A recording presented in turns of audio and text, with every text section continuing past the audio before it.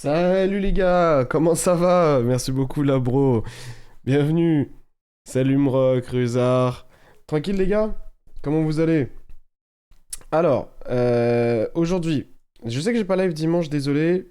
Pour être tout à fait honnête, j'ai vu des potes, donc j'étais pas disponible lors de l'après-midi, fin d'après-midi. Petit day off de stream, bon ça va, j'ai encore le droit. J'ai encore le droit. Comment vous allez? Et ouais, bah on va reprendre du service tranquillement. Moi j'ai Vegas à la fin de la semaine, donc je peux live que aujourd'hui, demain, après-demain. Donc jusqu'à mercredi quoi. On va essayer de parler un petit peu de ce qui s'est passé au YCS Guatemala.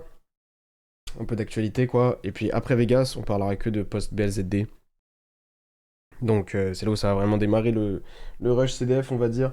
Moi vu qu'il me reste un gros event en amont, bah je suis obligé de le préparer et tout.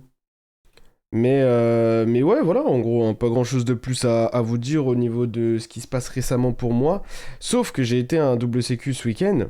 J'ai été à un double sécu ce week-end, les gars, et je me suis fait ouvrir. Je me suis fait ouvrir. Je vais vous faire un récap de ça aussi. Et ça va être cool. Franchement, ça va être sympa. On est ensemble jusqu'à 19h15 à peu près. Donc, tranquillement. Il faut qu'on regarde la finale du tournoi en ligne aussi. Une bonne fois pour toutes, parce que là, il y en a marre un peu. Encore un flop, exactement. T'as vu, Julien, le GOAT a gagné son premier OSS. Oui, alors, oui. Alors, je commence en disant que c'est un crack, que je l'adore, vraiment, que Yu-Gi-Oh! M'en parlant, il est vraiment bon, etc. Maintenant, malheureusement, c'est un OSS 330 joueurs, les gars. 330 joueurs. Je ne sais pas, genre, comment tu calcules la valeur de ce genre d'event. C'est à vous de me dire. Enfin, moi, vous savez ce que j'en pense. Mais c'est à vous de me dire ce que vous en pensez. Est-ce qu'il y a eu un report du YCS écrit ou pas? Guatemala 2026. Ah, il y a moyen, attends. Si je clique là-dessus, c'est quoi? Wesh. Regarde, je viens de cliquer sur un truc de Konami. Regarde le truc. C'est le blog, hein. Yu-Gi-Oh! Blog Konami machin. Théma. Qu'est-ce que c'est que ça? Final match. Vas-y, si je clique sur Final match. Ah, je crois que je peux pas y accéder si je suis européen en fait, je crois. Je crois qu'en fait, faut être américain pour y accéder, non? C'est pas ça? Est-ce que quelqu'un qui a un VPN peut tester? Je vous envoie le lien.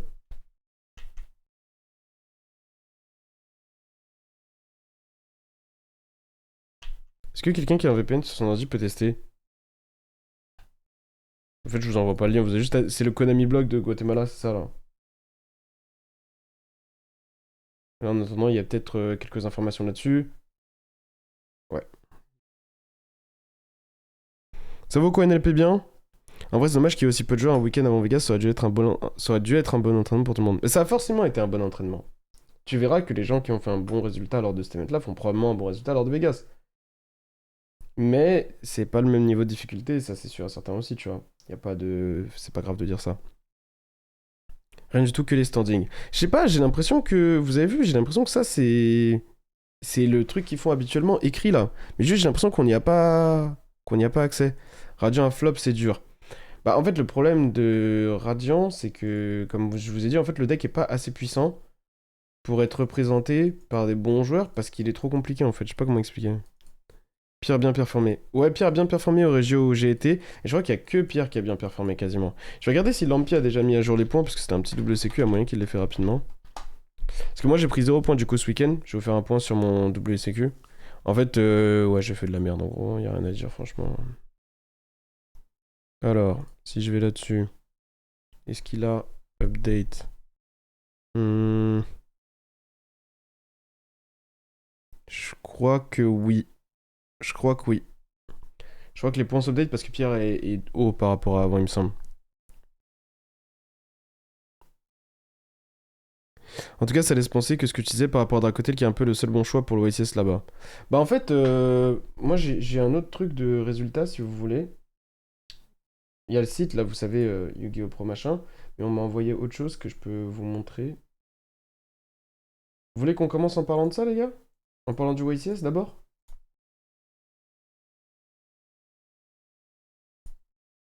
Il y a ça aussi qui est disponible. Regardez.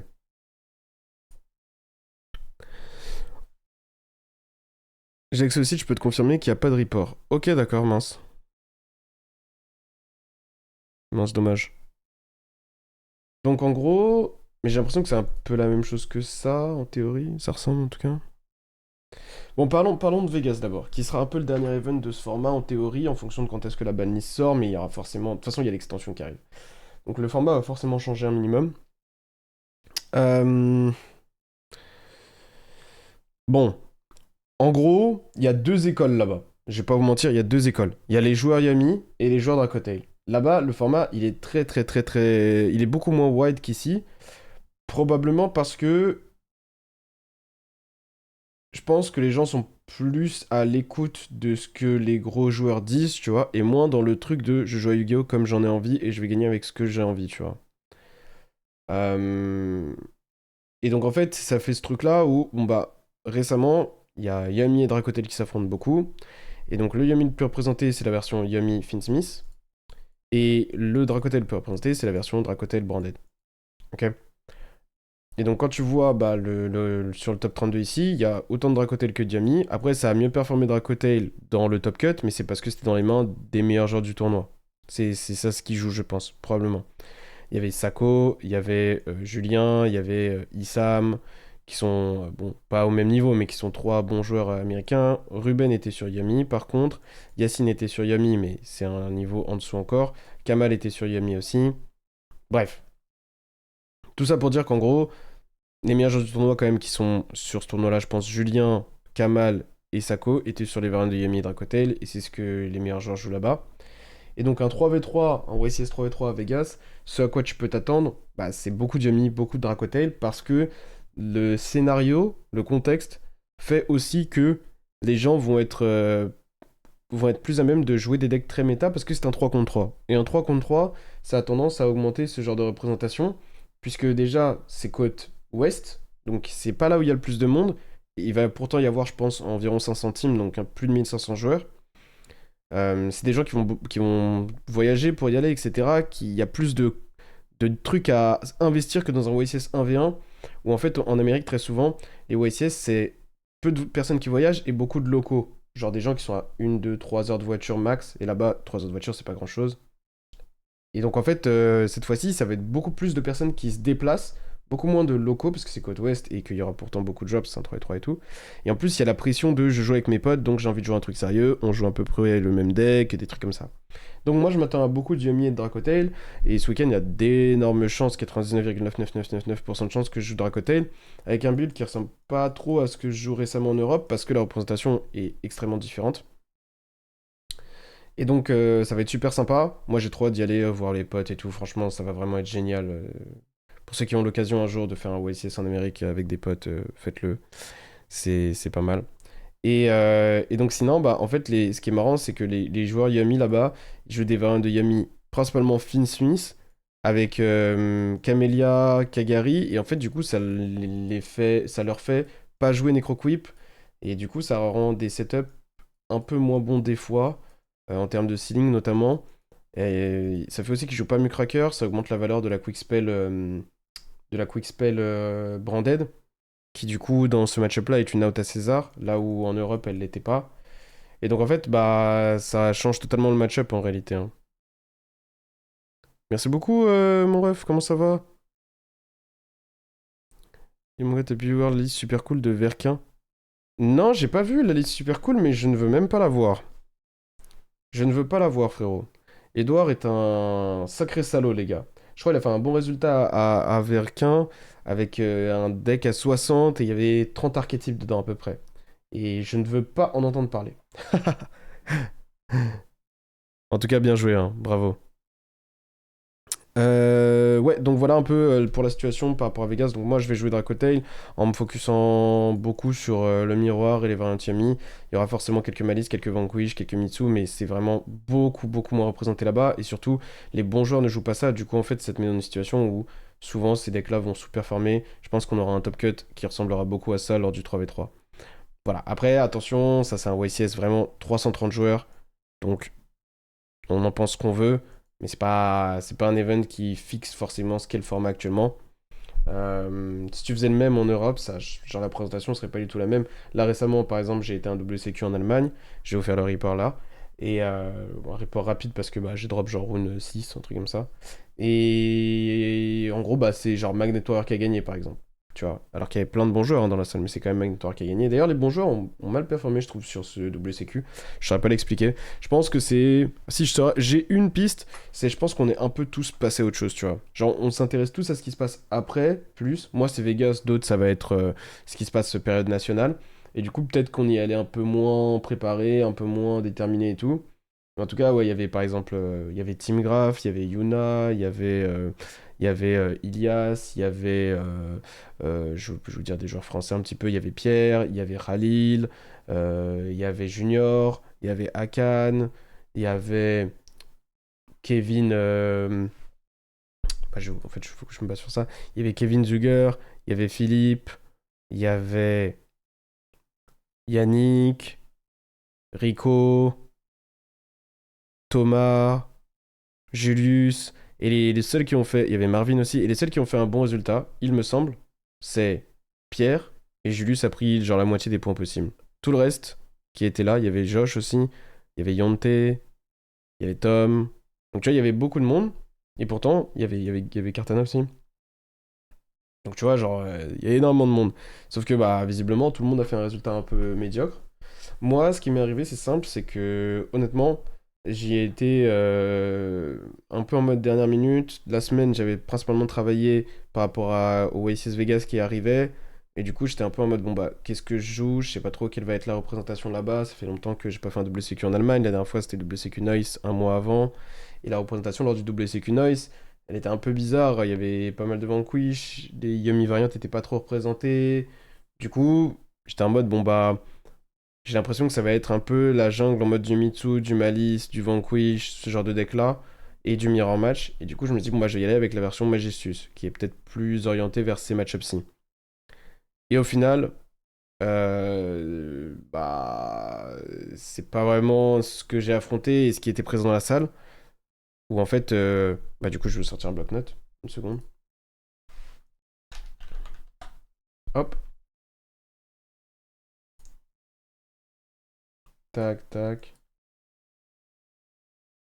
Donc en gros, bah, ce qui s'est passé.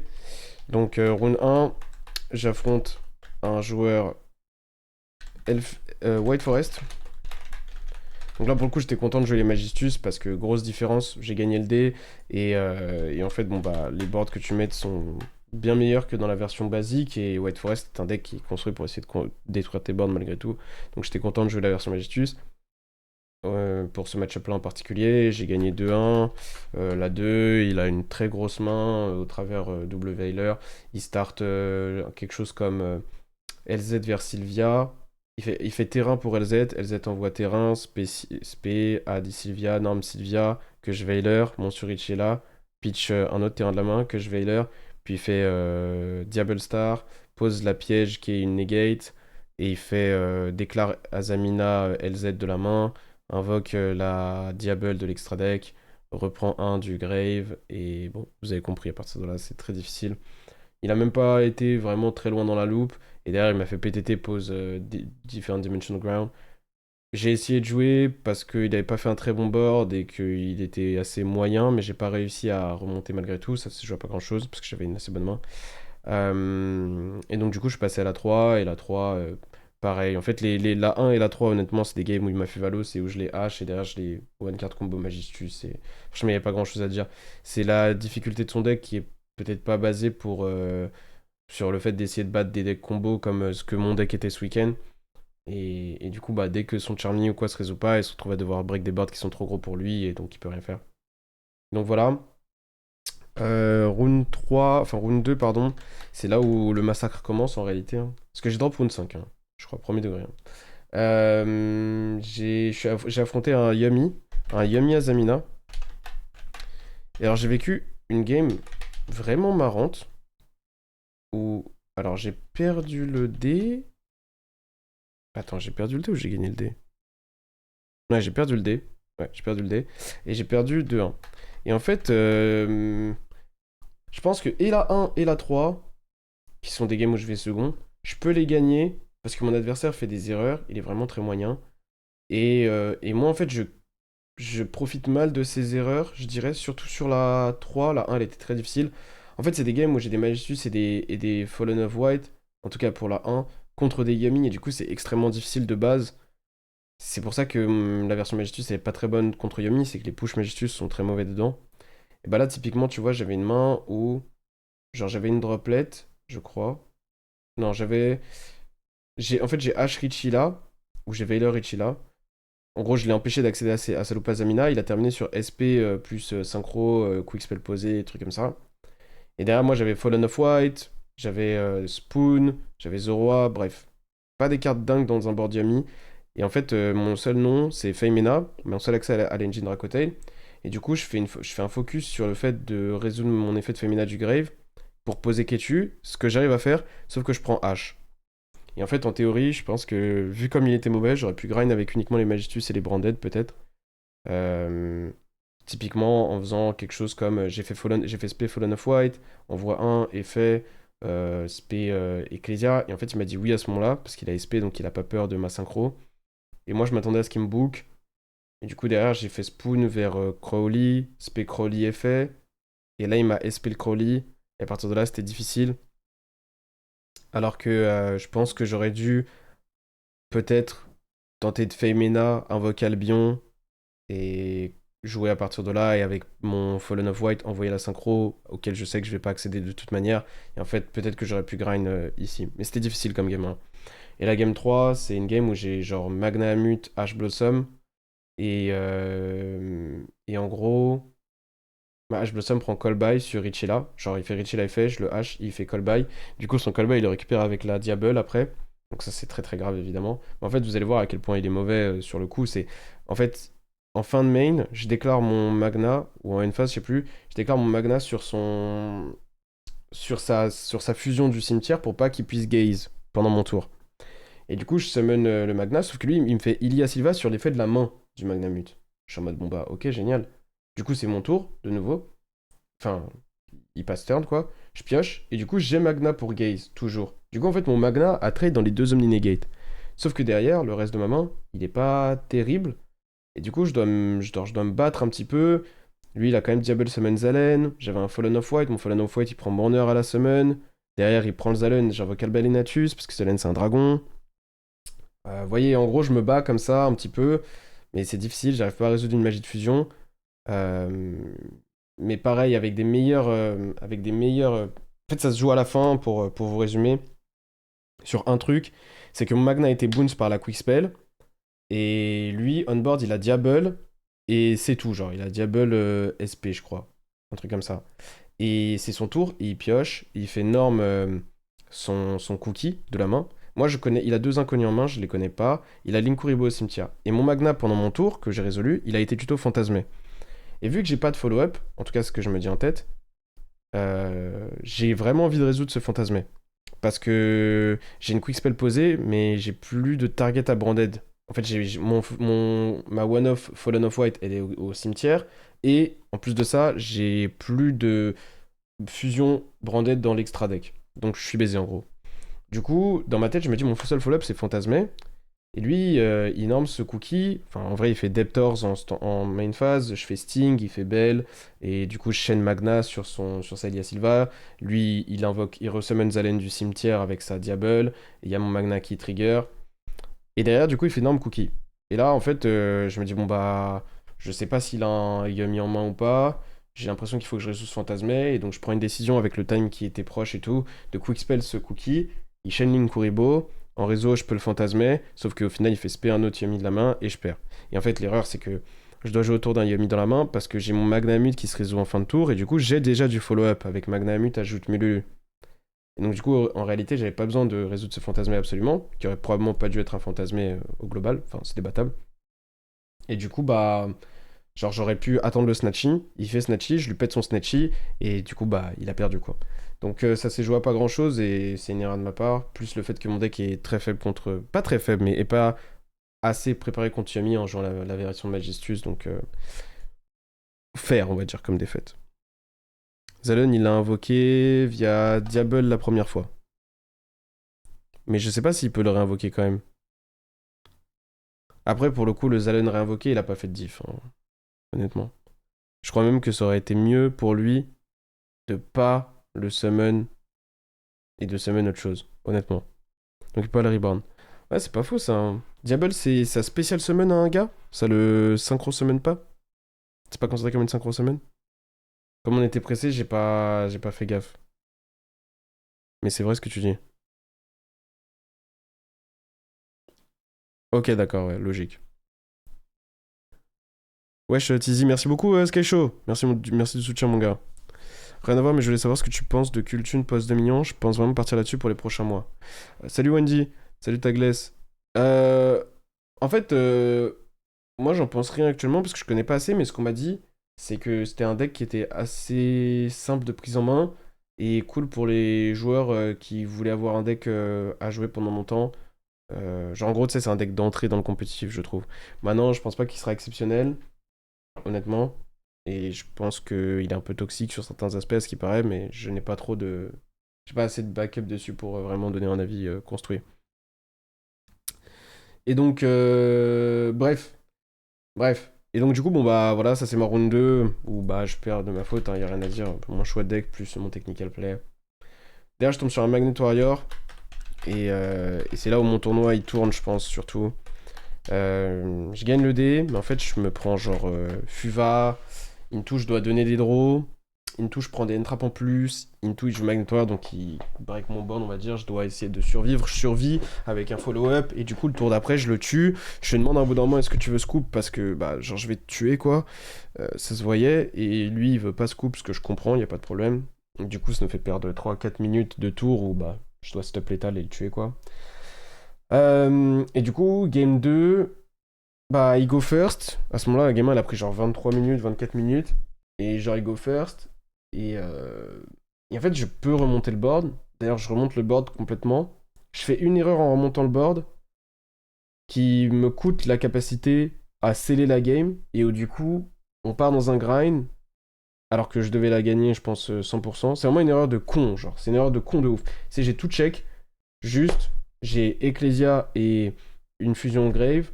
Et posé, je viens de poser Ketu. Et il y a une posée en face. Et genre, je sais pas comment c'est possible, mais j'ai activé ma Ketu avant de reshuffle la posée. Et la posée, c'était Purge. Alors que je faisais que penser à cette Purge tout le tour. Bref, une erreur de con. Et du coup, bah, ce qui se passe, c'est que on se retrouve dans un grind. Et au final, cette game-là, genre, quand je me rends compte qu'elle est. Genre, que je la gagne pas, parce que ça s'est joué jusqu'au dernier top deck, ou si je piochais un play, je gagnais. Bah, il reste 2 minutes au temps. Et du coup, bon, bah, on finit par faire 1-1, double lose. Bon, voilà. C'est pas la faute de mon adversaire, il a joué comme il a pu et tout. C'est moi, j'aurais dû jouer plus vite, faire des meilleures décisions, ou alors scoop plus tôt. Bref, peu importe, c'est ma faute. Voilà, pareil, mon deck n'est pas la meilleure variante qui existe versus Magnet Warrior. Je pense que je préfère largement avoir des non-engine type Droplet, Fallen, etc. contre ce deck-ci que des trucs comme des entraps conventionnels. Je m'en suis quand même bien sorti, tout comme je m'en suis quand même bien sorti versus lui, mais c'était pas assez, c'est des petites erreurs, plus le fait que ma variante ne soit pas adaptée, qui paye quoi, qui coûte. Round 4, je tombe sur un Crystron qui était assez débutant et que je bats. Et round 5, j'affronte un Dracotail. Et là, pour le coup, c'est la game où, en termes de euh, en termes de gameplay, je pouvais pas faire grand chose parce que je perds le dé. Il a une grosse main où il start Shrouded, envoie White Albaz et derrière il start Feymena, envoie deux noms et du coup en fait il reprend ce Fallen, il invoque la synchro et à partir de là il me dézingue. Moi j'ai pas une très bonne main à la 1 et j'ai tenté de me battre mais ça s'est joué au fait qu'il ait H Blossom en plus de son board. Donc c'était vraiment difficile parce qu'il était vraiment pas très bon. Et la game 2, je go first, c'est une game dure mais je m'en sors entre guillemets parce que le meilleur match c'est difficile de perdre quand tu vas first et que tu joues bien on va dire contre des joueurs moyens. Et la game 3, c'est une game un peu bizarre où en fait en gros j'ai H Veiler en gros. Et il start Fallen, que je Veiler, puis il fait Rahu, que je H bêtement. Il pose Fallen, il passe turn. Et en fait moi je pioche, et ma main malheureusement c'est... Je pioche en dernière carte, un perm, et avant ça j'avais double Rahu, Mululu. Et en fait du coup j'ai 3 cartes d'engine, mais en réalité j'ai qu'un play, parce que j'ai pas de monstre pour mon Mululu. Et bah j'ai le double Rahu quoi. Et du coup, bah, c'est chiant de ouf parce que bah, du coup, je dépends de est-ce que ma Rahu se résout ou pas et ma Rahu prend H. Donc, ça, c'est la game où je m'en veux pas trop, même si encore une fois, la variante Magistus n'est pas la meilleure dans le mirror match. Ça, j'en ai conscience. Je pense que au global, c'est un tournoi où j'aurais dû y aller avec ce que j'étais en train de préparer pour Vegas. C'était une erreur de vouloir faire un choix peut-être plus pertinent ou quoi, alors que déjà j'avais pas beaucoup joué la version récemment, genre toute la semaine j'avais joué autre chose, donc j'avais pas forcément les bons automatismes, etc. En plus j'ai tendance à vachement, genre, tu sais, supprimer ce que je fais, genre, je sais pas comment expliquer, mais en gros, genre je peux travailler sur un truc, et je vais pas le retenir pour autant pendant très longtemps, tu vois. Genre, je sais pas comment exprimer. Genre là j'étais passé à autre chose dans ma tête, et du coup, genre la veille j'ai dû me reposer sur, sur les Magistus, parce qu'une fois que j'ai décidé de les jouer, et donc m'intéresser à, ok, genre, c'est comment je faisais ça déjà, ah oui, et tout.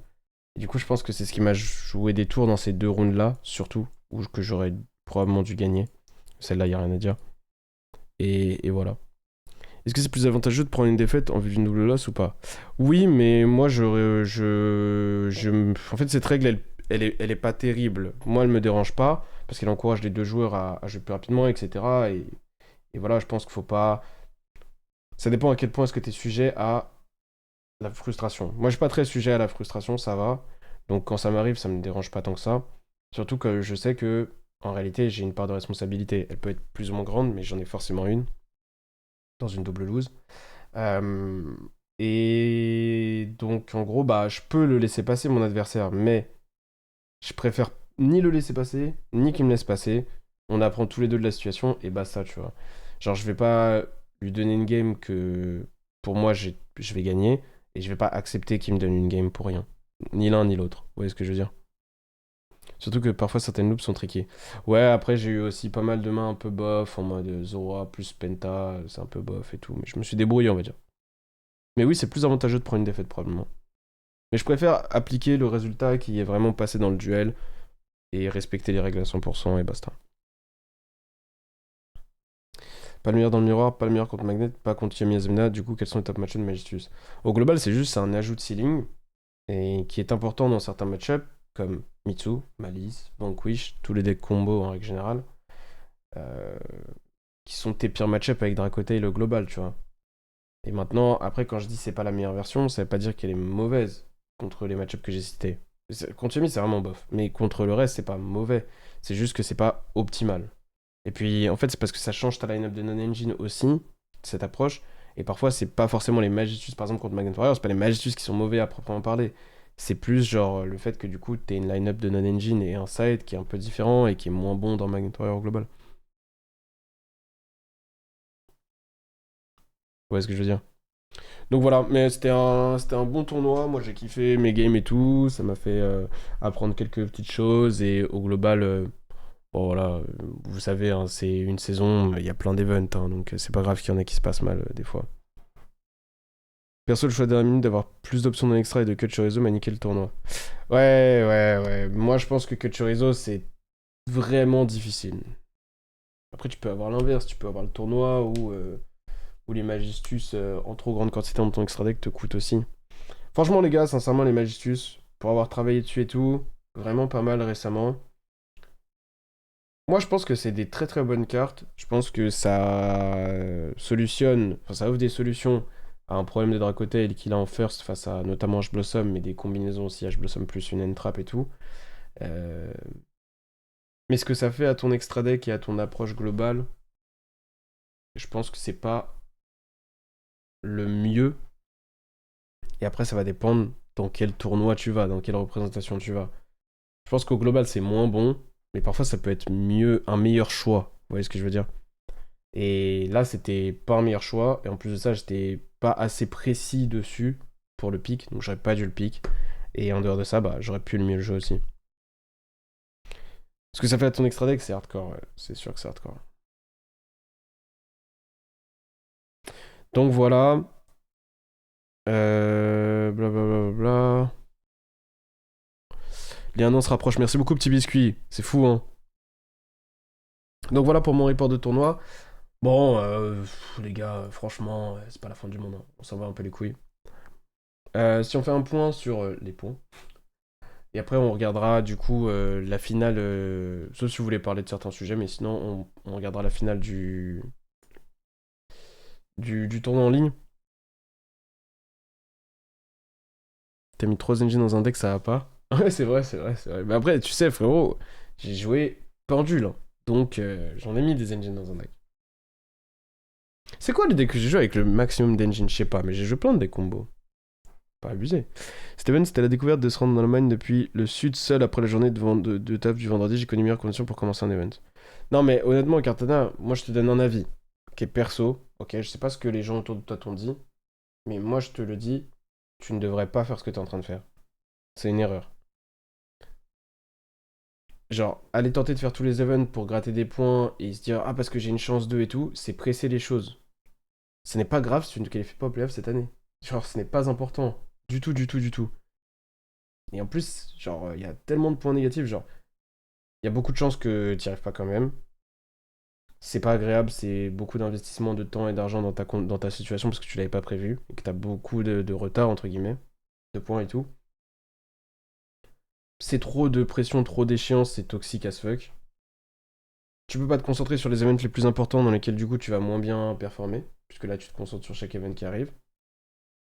Même si tu arrives à te qualifier au playoff, ce sera de justesse avec beaucoup de réussite. Et une fois au playoff, tu n'auras probablement pas le niveau des playoffs dans ce contexte-là. Parce que tu auras fait que t'intéresser à l'event d'après à chaque fois et tout, t'auras pas pris le temps. En fait, genre c'est nul comme option, ne le fais pas, genre. Moi c'est mon conseil. Après, si tu veux le faire quand même, bah je te soutiens à fond, tu vois. Mais moi je te conseille honnêtement pas. Maintenant voilà, c'est mon avis. Ouais, il y a beaucoup de gens qui n'ont pas pris de points ce week-end, alors que du coup ça a fait que ceux qui ont pris des points, ça a eu beaucoup de valeur. Notamment les 20 points de Julius qui l'ont aidé à revenir un peu dans le classement, etc. Et les 40 points, je crois, ou les je sais pas combien de points de Pierre, qui l'ont remis assez bien. Alors il est toujours un peu derrière, mais ça va au global. Bon, Kevin, Jordan, Philippe sont in à 100%, Josh Kelly et Danilo devraient l'être aussi, et ça se joue à partir de là, entre guillemets. Voilà, en gros ça se joue à partir de là. Et dans ce cadre-là, bah, malgré tout, tu vois, il y a quand même une grosse diff entre 6 et 12 où t'as genre 50 points de diff et 12 et 13 où t'as 50 points de diff de nouveau. Donc on va dire qu'il y a un groupe ici et Pierre, il essaie de rejoindre ce groupe-là des gens qui sont un peu plus confortables. Donc là, il va y avoir le WSQ Stuttgart, il va y avoir où Pierre peut pas participer malheureusement, il va y avoir le WSQ Besançon où Pierre peut pas participer non plus. D'ailleurs, Besançon, no comment sur le fait qu'ils aient changé la date, je ne sais pas quand, parce que moi, quand j'ai regardé à l'époque, c'était le 12. Ouais. Et au final, ça a été déplacé au week-end d'après, je ne sais pas quand. Bah, c'est l'organisation à la française, des fois, hein. J'ai à toi, vous voulez pas vous lâcher. Ouais, mais moi, ça me fait marrer qu'on ait le même nombre de points. C'est drôle. C'est drôle, on se titille. Et alors, j'ai l'impression qu'il tape très souvent, même au YCS, et il est 8ème. Ceux encore au-dessus, il gagne tout. Bah là, pour le coup, genre Jordan, Philippe, c'est des joueurs, et Danilo, c'est des joueurs qui ont fait de très bons résultats au YCS cette année. Il me semble que Leonardo aussi. Josh Kelly un peu moins, Kevin un peu moins, mais ils ont fait des très bons résultats des WCQ, blablabla. Plus ils ont fait probablement un top YCS au minimum, des choses comme ça. Donc au final, ces gens-là sont les joueurs qui ont réussi à combiner genre bons résultats en WCQ et bons résultats en YCS en même temps. Et après, ces joueurs-là sont plus les joueurs, on va pas se mentir, qui ont eu soit l'un soit l'autre, tu vois. Par exemple, Gab, cette année, j'ai l'impression que c'était plus les YCS où il a fait des bons résultats. Et un open par-ci, tu vois. Mais derrière les WCQ basiques, ouais, il en a pas fait énormément. Mais je pense surtout qu'il en a loupé certains aussi. Ça lui a fait mal malgré tout, parce qu'au final, à YCS, oui, c'est beaucoup de points d'un coup. Mais si tu te loupes sur 2 WCQ derrière, bah en réalité, t'as pas tant que ça de différence, tu vois. Et après, il y a des gens comme moi, par exemple, où bah, il y a eu 0 résultat en YCS cette année. Et pourtant, bah, juste avec les WCQ, les Open, bah, en fait, il y a tellement de points à récolter que voilà. Euh, Et après, t'as genre Julius, pareil. Julius, c'est principalement. Il a deux bons résultats en YCS, donc ça lui a rapporté pas mal de points. Mais si tu te loupes dans les régios comme il a pu faire, ou dans les Open, pire encore, si tu te loupes dans les Open, c'est foutu. Genre là, je tiens à dire quand même, Open de France, Open UK, je crois que j'ai dû prendre genre 170 points, un truc aberrant comme ça, ou 160 points. Tu vois ce que je veux dire? Donc c'est.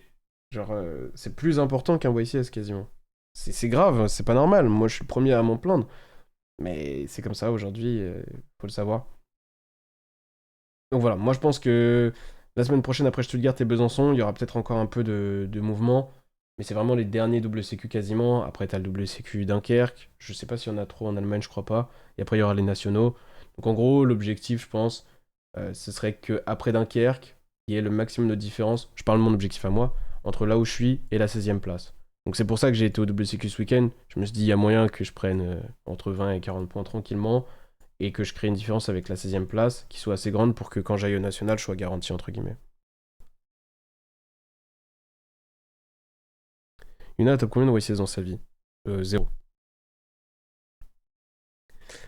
Mais elle a top en Europe. Du coup, ça m'a pas aidé ta réponse par rapport à Kultun parce qu'apparemment, le duel, ce sera entre Doomz et Kultun pose 2 millions. Mais vu que je débute dans le compétitif et qu'apparemment c'est mieux pour les débutants, je peux partir sur le tune. Bah, ça t'a pas aidé, je suis désolé, Sky Show, mais en même temps, je suis pas un guide de démarrage Yu-Gi-Oh! Je t'ai dit, j'y connais pas trop, je m'y connais pas trop dans les nouveaux archétypes post-BLZD actuellement. Et en plus de ça, bah, genre, je connais pas ton contexte à toi, tu vois. Qui fait que c'est difficile pour moi de te conseiller quoi que ce soit.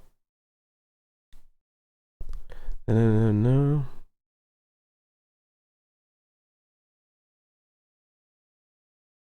Ouais, ouais, ouais. Je me demandais dans Branded Dracotail Basic, c'est quel genre de représentation attendue qui te ferait jouer un Vial Bass plutôt que 3 White. Ah. Euh... Si moins il y a d'entrap dans le format, plus j'envisagerais de jouer Fallen of Albaz. Voilà. En gros. Parce que, en fait, Fallen of Albaz, en théorie, son mauvais point, c'est quoi? C'est quand tu l'hard-draw. En fait, quand tu l'hard-draw, au lieu de piocher une engine, qui est Fallen of White, tu pioches une dead card, qui est Fallen of Albaz. Si ça fait beaucoup de différence dans les mains, en first, c'est parce que, bah, genre, tu augmentes le nombre de dead cards dans ta main, tu réduis le nombre de lignes de play. Mais si ton one card play ou ton deux cartes combo il passe à chaque fois, c'est pas très grave, tu vois, d'avoir une carte qui a pas énormément de valeur. Ce sera plus grave en second à la limite, mais comme ça a beaucoup d'avantages aussi, peut-être que tu pourrais l'envisager. Mais dans un format où il y a autant d'entrap que dans un format où il y a Yami Finsmith et tout, comme à Vegas, je pense que c'est inenvisageable, genre. C'est trop grave. Salut ou quoi, ça va, Matt Santox? Euh... Hier soir avec un pote, je voulais essayer Malice pour la première fois, c'était contre Memento, il m'a mis deux fois Berformé, Foolish Tigre, Roi ou Angu. Non mais ça existe pas, quel salopard. Gabi guide de démarrage, achète. Il y en a combien de YCS dans sa vie? Ouais, ça j'ai déjà répondu. Ok. Bah voilà, on a fait le tour par rapport à ce week-end d'événements. Il y a eu du coup ce YCS là. Après, on n'a pas trop regardé parce qu'il n'y a pas les listes disponibles sur le YCS. Mais bon, on a regardé un peu niveau représentation et vous voyez que c'est quand même très centré quoi. Hein. C'est abusé. Hein. Onat, si tu es pas sûr d'être dans les playoffs, ton objectif sera plus les playoffs ou gagner enfin le trophée? Non, je vais quand même y aller en mode gagner le trophée parce que je m'en branle des playoffs. C'est pas que je m'en branle des playoffs, je m'en branle pas, mais genre si j'y suis pas, bah j'y suis pas et voilà, genre ça a pas changé ma vie honnêtement. Et de toute manière, comme je l'ai dit à un moment, après le YCS Dortmund, je crois, honnêtement, genre si je suis pas, c'est pas une honte du tout. Hein. Moi, j'estime que avec mes performances dans les YCS cette année, je ne devrais pas y être. Si c'était le meilleur système possible pour les points. Donc si j'y suis pas à la fin, j'y serai pas. Bon, j'y serai, mais voilà, vous avez compris. Je comprends ce qui est chaud, mais je peux pas te donner un avis trop précis non plus parce que tu me connais, mais je ne te connais pas assez. Ce que je sais, c'est que Kultune, c'est très hype en ce moment. Ça, attention, parce que en général, quand un truc est très hype, c'est parce que les créateurs de contenu le mettent en avant, et ça, c'est parce ils savent que ça va générer des impressions entre guillemets. Donc ça veut pas forcément dire que le deck est aussi fort que ce qu'ils te le vendent. Fais gaffe à ça. Ne t'attends pas à jouer le meilleur deck du format ou l'un des meilleurs decks du format en jouant Culture prochain format. Je pense pas que ça le sera. Possible, mais je ne pense pas. Par contre, ce sera un deck comme un Mitsurugi aujourd'hui en termes de pertinence, tu vois. Genre, c'est un deck ok, ça se débrouille et tout, ça fait des petits trucs. Il y a des bons points, des mauvais points. Mais c'est surtout que c'est un deck facile de prise en main avec beaucoup de création de contenu autour. Donc, c'est-à-dire que tu as beaucoup de ressources pour commencer à démarrer avec le deck et tout, et ça, c'est une bonne chose. Si jamais ton WCQ t'es streamé par la Gozus, tu vas regarder des games. Ouais, on regardera peut-être des games, ouais. J'ai pas lu le support Invoke, les gars, vous me spoilez là. Ouais, je regarde ce soir, courage, je suis rentré hier. Intéresse-toi aux deux. Ok. Pour les opinions des points, toi et Huart qui m'ont dit que ça vaut pas le coup, et d'un côté, il y a Mathis et Damien qui m'ont dit faut foncer et tenter. Parfois, je suis un peu teubé, je fonce tout droit, du coup, j'ai du mal à me rendre compte des gros aspects négatifs. Bah, j'ai essayé de te les citer, mais après, au final, c'est un choix très personnel, hein. Si tu veux le faire, tente-le. Les deux qui te disent ça, c'est deux gars qui l'ont fait l'année dernière. Ils étaient en retard au niveau des points, il n'y avait aucune chance qu'ils y soient en théorie. Ils ont forcé le coup, ils avaient la, entre guillemets, la réussite du contexte, dans le sens où ils étaient bons sur Malice, et ils ont fait toute la seconde partie de saison sur Malice, qui était un deck exceptionnel pour faire des points. Genre exceptionnel, c'était incroyable, c'était le meilleur deck de très très loin. Ils se sont bien entourés, etc., etc., ce qui a fait que, au global, bah, ça s'est bien passé pour eux. Et après, derrière, en plus, les playoffs sont bien passés. Maintenant, moi, si tu me demandes mon avis, et je le dis ouvertement, il n'y a aucun problème, hein.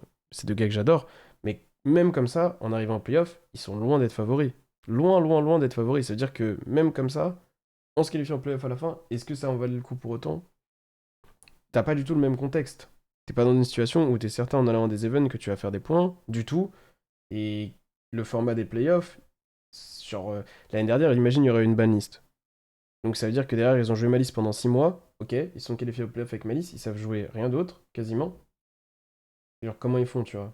Ils ont pas du tout le même bagage, etc., que d'autres gens qui ont pu faire la course différemment et qui étaient mieux, qui sont peut-être meilleurs au global aussi, tu vois? Moi, je te le conseille pas, perso. Mais par contre, si tu en ressens l'envie, bah vas-y à fond. Vas-y à fond et tu verras bien. De toute façon, des fois, il faut apprendre par soi-même, hein. Selon toi, quelles sont les options de deck pour le CDF? Et qu'est-ce qui te tente le plus dans ces options? Je sais pas, j'ai pas étudié du tout le format du CDF actuellement.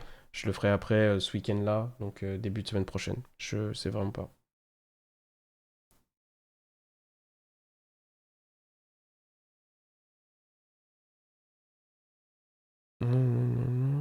Oui, bien sûr, Matt, exactement. Tu vas faire une challenge des playoffs ou ça y est, ça te pose Franchement, ça m'a posé pas mal de problèmes, mais j'en ai strictement rien à faire. Je le referai si j'en ai envie. Et je pense que j'en aurai envie, donc je le referai. Pour ça, pour Vegas, j'aimerais faire un YC sous US l'année pro. Franchement, si t'as l'occasion, Edouard et tout, je te conseille. Il y a un 3v3 qui plus est, c'est magnifique. Je te le conseille vraiment. Merci beaucoup en tout cas. Ok, on y va les gars. Let's go. On regarde la finale du tournoi déjà. Entre Khalil et Lorenzo. Pour commencer. Du coup, j'aurais pas eu l'occasion de relancer un tournoi en avril. J'en relancerai un probablement, du coup, format CDF. Je pense. Donc après Vegas probablement. Hop. Hop. Hop.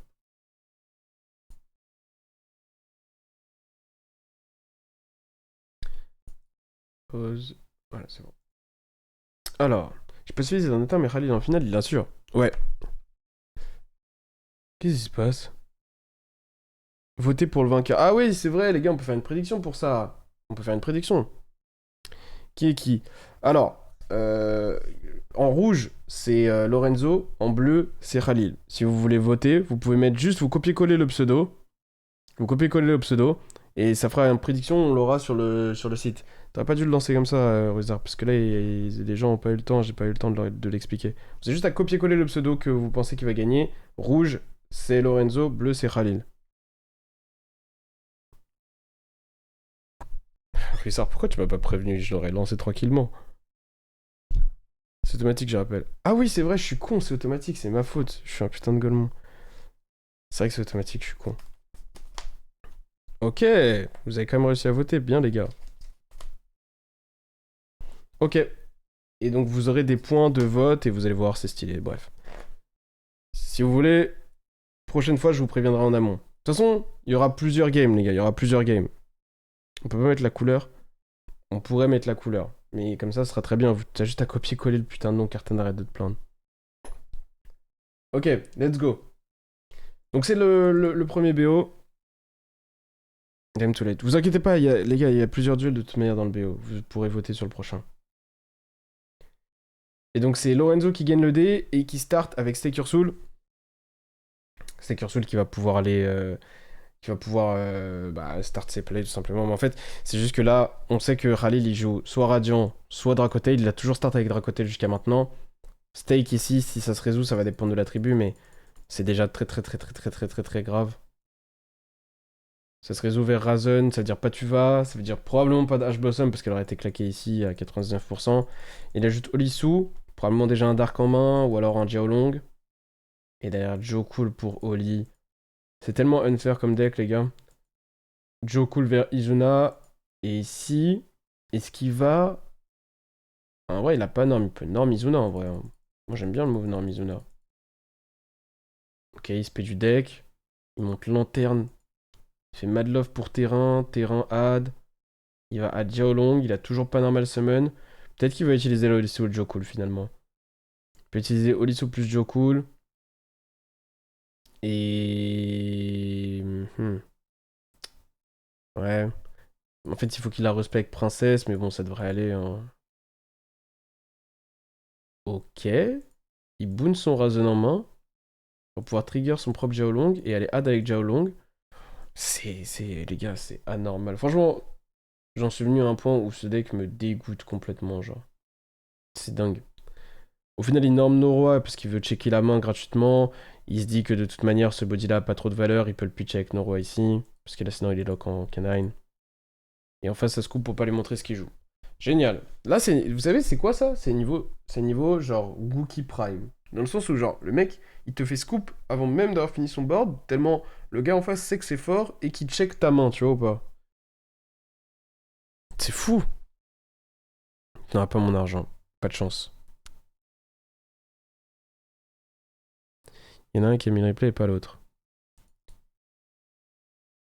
Tac. C'est quoi l'intérêt de ce genre de deck qui a pour but de gagner seul quand il commence, c'est insupportable. En fait, c'est pas. Genre, c'est pas comme si le deck était mauvais en second. Le deck est pas dégueulasse en second, il est juste beaucoup trop fort en first. Mais ça, si tu veux te plaindre, pas dis là, tag Konami sur Twitter et dis-leur d'arrêter leurs conneries dans les banlists parce que la dernière banlist elle est honteuse. Salut Scart, ça va? Contre Lorenzo, je perds la 2 sur H mon puru, Izuna qui pose Reaper direct pour mon Nib. Ouais, bah c'est comme ça. Hein. J'ai jamais aimé Vanquish bien avant les canines déjà. Franchement, Vanquish, ouais, à la limite, il y avait un concept. Genre, ça allait, mais bon. Et avec Kultun, il regardera la main, le top deck MDR, c'est infernal. Ok, c'est vrai qu'avec Kultun, il chope encore plus d'infos sur les zones privées, mais par contre, son deck est quand même moins fort au global. Ah, au final, tu vois, il jouait Radiant. Donc il démarre Sven pour Élation, ce qui sous-entend qu'il a déjà Champ. Il se prend Droll en réseau, et là on va probablement voir Élation pour MST, Champ pour un monstre. Du coup, il a pas vraiment joué autour de Droll parce que. Sinon, je pense qu'il aurait ajouté probablement Vision et pas Élation. Je trouve ça très bizarre d'ajouter Élation dans ce setup, honnêtement. Il ajoute Megala, il ajoute MST. Et derrière, il déclare Crocea. Crocea va pouvoir reprendre un du cimetière, il reprend Élation. Spé Megala. Ok. Part sur lien 2. Et du coup. Ouais. En fait, si, il fait tellement de mon. Genre. Bon, peu importe. Il fait l'effet de Special Summon. Il chaîne MST. Il va pouvoir mettre en place son Vortex et une X63. Ou alors. C'est que où sont ces MST? Après, vous me direz, les MST dans le match-up sont pas les meilleurs. Mais juste pas Advision ici, c'est tellement cher. Je suis d'accord, ça fait moins de choses qu'un Vanquish Canine. Ça semble très oppressant. Oui, c'est Vanquish Canine, c'est beaucoup plus oppressant. Ouais. Vanquish à la sortie, c'était Float Gateland insupportable, 3 Arcane 3 Shifters, je pense que vous avez oublié. C'est vrai. En fait, le truc, c'est que les gens aimaient bien, genre. Je suis le seul à aimer Vanquish Suit, c'est mon deck préféré à jouer et à affronter actuellement. En fait, je sais pas, ça dépend. Genre, faudrait que tu nous en dises un peu plus sur ton profil. Genre, est-ce que quand tu l'affrontes, c'est quoi? Tu fais des double SQ? Tu fais juste des locaux? Qu'est-ce que tu joues toi? Tu vois? Parce que la réalité, c'est que dans un aspect compétitif, en tout cas, le deck est vraiment, vraiment pas drôle à affronter. À jouer, par contre, ça, tout le monde, après, tu peux aimer le jouer, ça, c'est autre chose. Donc, je suis en pur avant Canine, c'était très cool quand même. Bah non, c'était pas cool, hein. En fait, le concept était sympa, mais la réalisation était catastrophique.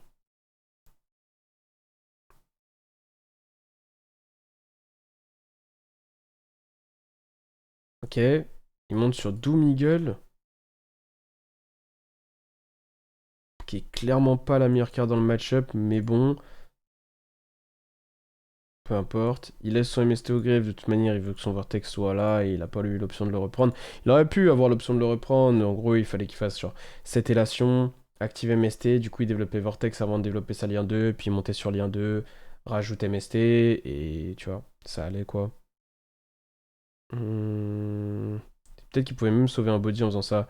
Genre, s'il fait pas lien 2 puis activation chaîne MST, et qu'à la place il fait posélation active MST, trigger Megala, Spé Vortex, l'élation se repose, et après il monte sur lien 2, reprend MST, et il monte sur lien 2 en utilisant Vortex, du coup, quand il refait MST derrière, il trigger lien 2, il respect Vortex, du coup il a sauvé un body niveau 3, donc ça veut dire qu'il a potentiellement une X6 qui est probablement meilleure que Megala. Il a pu avoir genre un. Soit un. Bah, une X3 quoi. Après, tu me dirais si il avait l'option d'une X3, mais il aurait pu avoir une X3 plus de Miguel, quoi. Non, il a pas pu avoir une X3 plus de Miguel, c'est la même chose, puisque là, il a fait Elation Reborn à la place. Ouais. Donc en vrai, ça pourrait la même chose. Je trouve pas ça intéressant les decks aussi après sans faire, surtout que ça peut jouer des cartes comme Shifter, normalement design pour être joué dans des decks très lents. Oui, bien sûr, bah c'est très bien dit, hein. Je suis un nouveau joueur pour l'instant sur Master Duel et sur Omega, je me suis inscrit au CDF pour mon premier event, je pense jouer Vanquish Canine. Bah écoute, fais attention à la banlist déjà, parce que la banlist peut vraiment mettre un coup à Vanquish Canine et donc ça peut le rendre beaucoup moins bon pour le CDF. Et en dehors de ça, dans ce contexte-là, je peux comprendre que tu kiffes parce qu'en fait,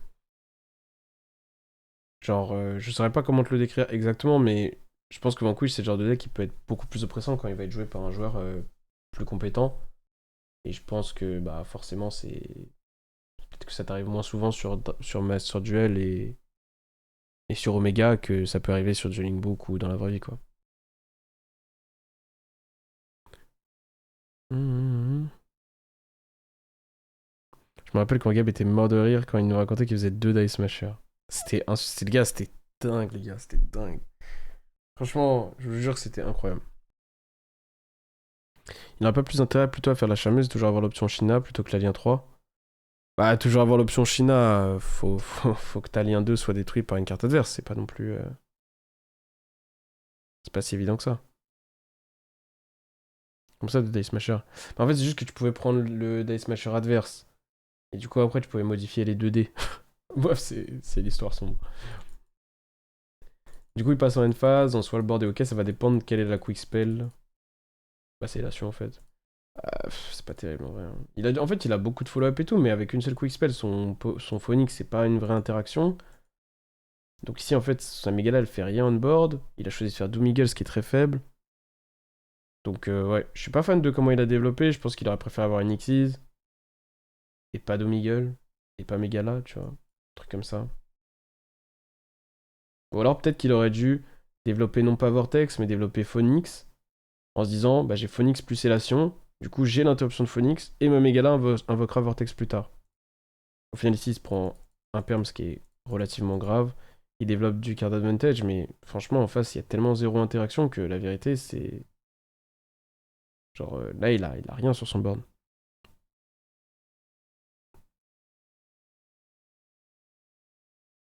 Voilà, il pioche avec Mandate. Là, l'objectif, ça va être d'essayer d'aller voir H Blossom, Shina, ce genre de carte-là. Stake Your Soul pour Jiaolong, sa chaîne H Blossom, ok. Et derrière, Norm Madlove pour le terrain. Et tu vois, là, finir sur 0 MST, c'est gravissime. Tout ça pour mettre en place une mandate qui n'était pas forcément utile. Il y a aussi un monde où il devait juste genre faire poser l'action, poser MST, pass turn, hein. Plutôt que de vouloir absolument trigger cette méga-là vers un vortex qui au final a pris un perm. Et monter sur un demi-gueule qui sert à rien. En réseau, il le droll, ok, ça c'est vraiment pas mal pour le coup. L'adversaire qui se coupe. Je sais pas ce qu'il y avait dans la main de Lorenzo, mais de toute manière, ça montre aussi la faiblesse de Vanquish en seconde, des fois sur même des demi-setups comme ça.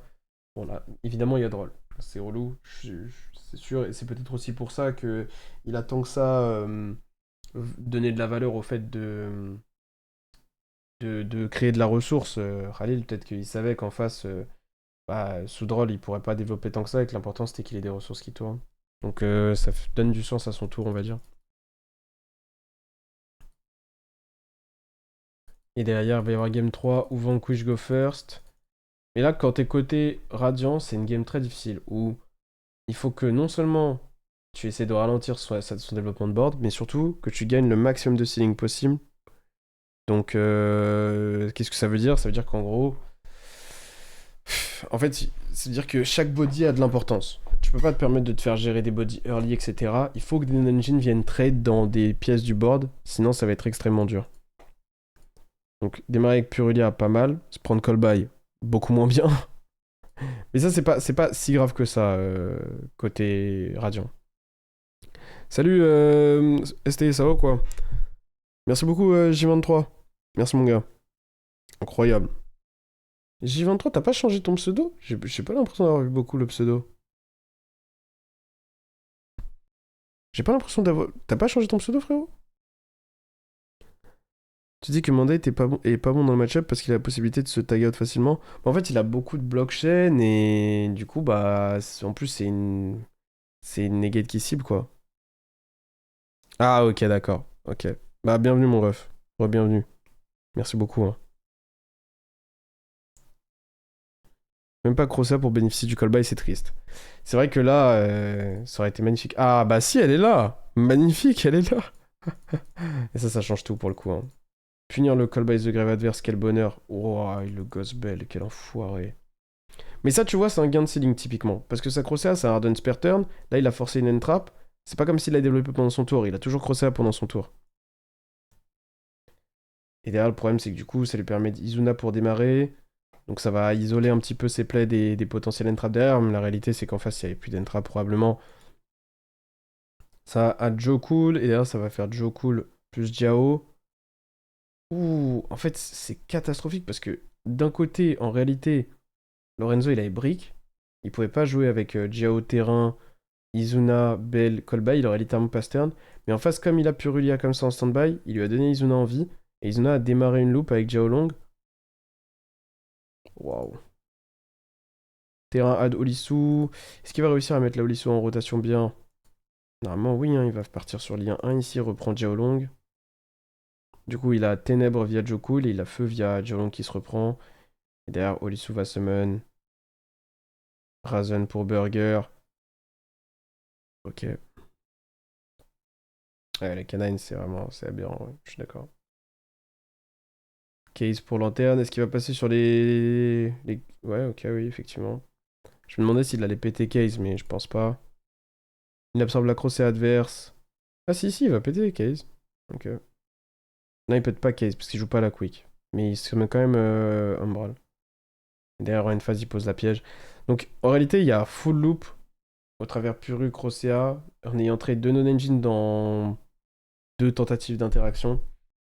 Bon, évidemment, voilà, encore une autre instance où on voit que Call by the Grave, évidemment, devrait être ban, hein. C'est absolument anormal que ça trade comme ça dans une non-engine. Merci beaucoup, Turtle Mario. Merci, mon gars. En étant résultat orienté, la Crossia semble une erreur, c'est fou. Bah non, parce qu'il avait fait Purulia avant, donc en soi, ça change strictement rien, tu vois. La Crossia, ici, même si t'as la connaissance de tout le scénario, tu fais quand même Crossia. Tu fais craquer Ghostbell, qui de toute manière, probablement aurait été utile pendant le tour adverse. Tu gagnes du ceiling et voilà. C'est intéressant, on voit les avantages de Puri versus Droll sur cet aspect. Bah, c'est vrai que ici, le Purulia qui doit être activé en amont et qui du coup donne la step Izuna très tôt, c'est catastrophique. Franchement, c'est catastrophique. La vieille taupe. Ça va. Elle est beau gosse, la taupe. Quand je vois cette game, je comprends pourquoi tu dis que c'est oppressant comme deck. Bah après là, pour être tout à fait honnête, le deck est oppressant pour ce que tu vois là, pas pour ce que t'as vu ici, parce que le call by, c'est une erreur de game design, tu vois, qui font. C'est pas une erreur, c'est un choix. Moi, je suis pas fan. Ou en gros, ça permet à un deck de simuler une carte d'engine supplémentaire qui du coup permet de passer une non-engine adverse, qui sont des non-engine importantes, genre les Charmy et tout, c'est pas des cartes qui existent pour rien, c'est des cartes qui existent parce que dans certains match-ups, c'est important d'en résoudre un ou des choses comme ça.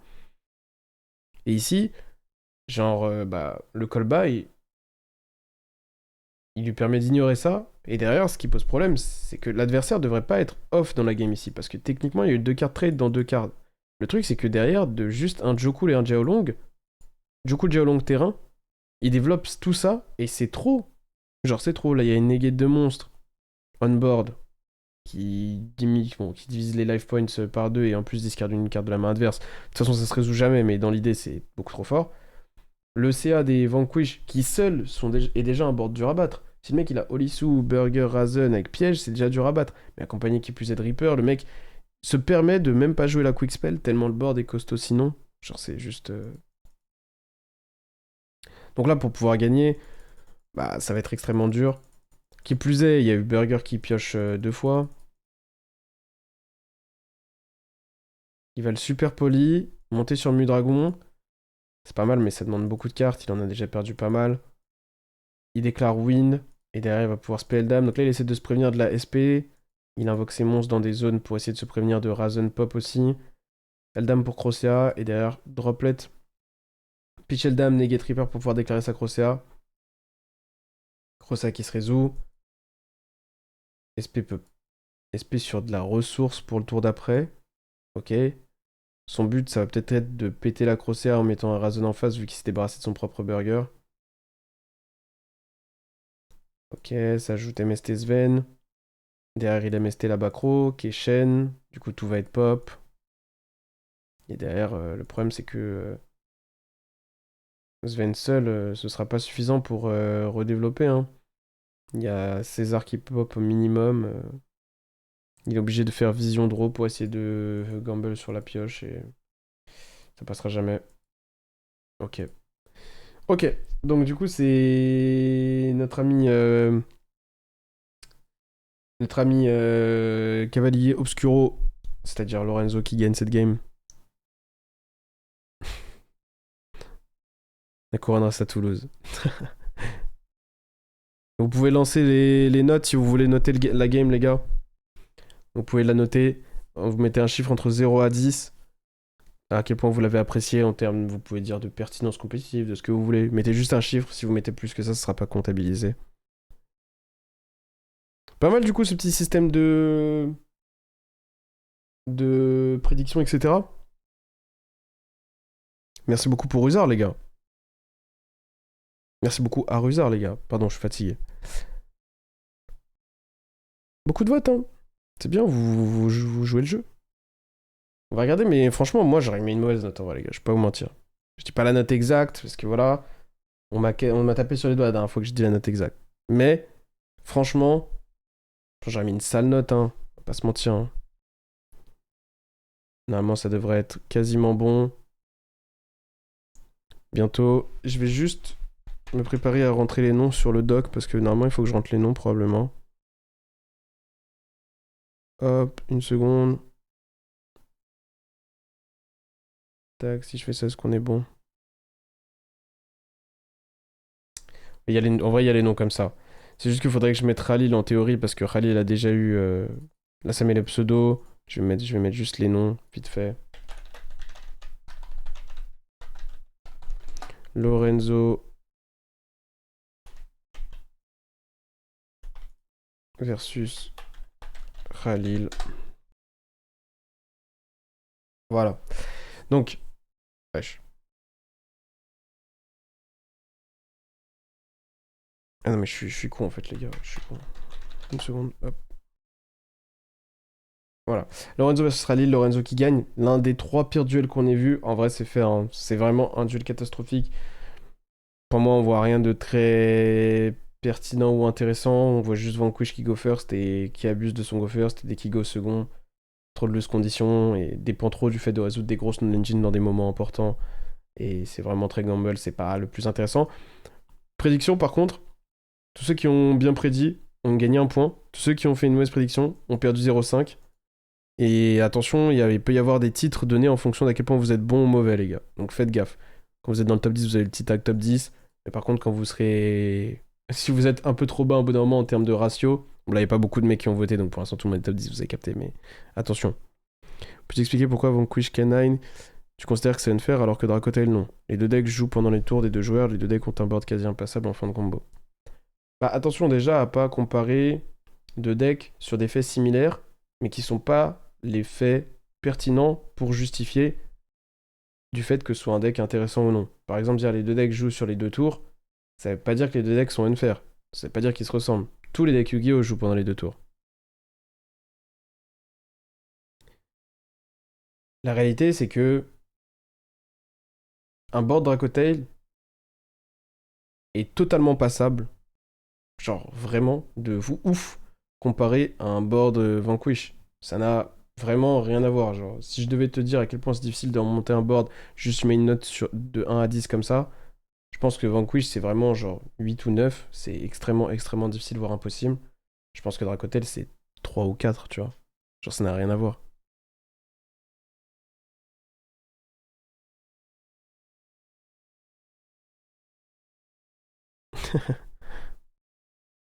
Si vous êtes un crack qui rajoute un moyen de connaître les decks, qu'on se rende compte de la moyenne des notes des decks joués. En fait, il y a des trucs qui ont été rajoutés, que Ruzar m'a proposé, mais que j'ai pas encore pris le temps d'ajouter.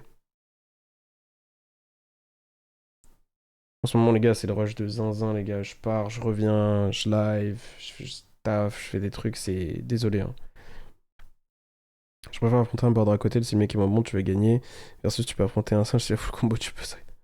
Non, je peux pas, c'est pas vrai. Il y a quand même... Faut connaître, on va dire, faut connaître un minimum Vanquish malgré tout, mais c'est hyper oppressant. Déjà, il y a ça aussi, il y a le fait que Vanquish, genre, fait une moins grande différence entre les joueurs. Si t'es un joueur, on va dire, imaginons que tu vaux 3 sur 10 avec Vanquish, tu auras un meilleur win rate que si tu vaux 3 sur 10 avec Dracotail, l'enjeu Dracotail. Parce que Dracotail est très punitif. Genre, tu fais des erreurs, le deck te punit de faire des erreurs. Alors que, genre, je parle en le jouant. Alors que Vanquish, tu peux faire des erreurs, t'as tellement d'avantages dans la game de toute manière que ça changera pas grand chose. Ok, bref, on passe à la game 2, les gars. Donc, quand je vais lancer le replay, préparez-vous parce que ça va lancer la commande directement. Donc, il faudra que vous votiez instantanément, les gars. Sinon, bah, sinon, vous pourrez pas voter, vous aurez 60 secondes. Donc, c'est maintenant, normalement, que ça va se lancer. Je vous préviens. Hop là. Vous pouvez voter. Vous avez juste à copier-coller. Cavalier Obscuro, c'est Lorenzo. Et Khalil, c'est Firedog. C'est génial, merci Matt. Est-ce que vous pensez qu'il va y avoir 2-0 ou est-ce que vous pensez que Khalil va revenir déjà à 1-1? Sachant que du coup, il joue Dracotel sur ce match. Et vous avez pas vu qui a gagné le dé normalement. Vous êtes vachement plus sur Lorenzo, j'ai l'impression. Des fois, la meilleure des décisions, les gars, est de ne pas voter. Parce que là, il y en a, ils vont avoir des sales scores. Hein.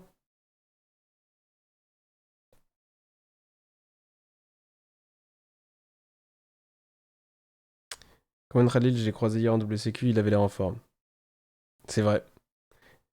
Ok, génial, les gars. Génial. Let's go, on y va. Dans cette game 2. Du coup, Lorenzo perd le dé. Khalil le gagne. Il va pouvoir aller first avec Dracotail. Ce qui est quand même un gros avantage dans le match-up. Parce que le match-up est plutôt négatif pour Dracotail au global. Quand tu vas first, ça va mieux. Shrouded va envoyer le Fallen of White, piocher 1, c'est un bon start. Moi, ce que j'aime pas avec le Shrouded, et je vais juste sortir le stylo pour vous montrer ça. Hop. Tac, tac. Ce que j'aime pas avec le Shrouded, c'est... en fait, ici, que tu veux que ce soit en théorie, c'est une engine, très souvent, tu vois. Bon, dans ce match-up, c'est moins grave, parce qu'il y a moins d'entrap et tout, mais dans l'idée, dans le format, imaginons que tu joues versus une variante de Yami, tu voudrais que Adbion devienne une engine. Sauf que la réalité, c'est qu'en piochant, t'as 3 pièges, t'as entre 12 et 15 non-engine en plus. En fait, t'as quasiment une chance sur deux qui pioche une non-engine, et que du coup, ce spot dans ton deck, en réalité, bah, ce soit une non-engine, tu vois. Et donc, il t'aide pas face au entrap. Même s'il fout Liograve. Parce que Liograve, c'est pas un play de lui-même.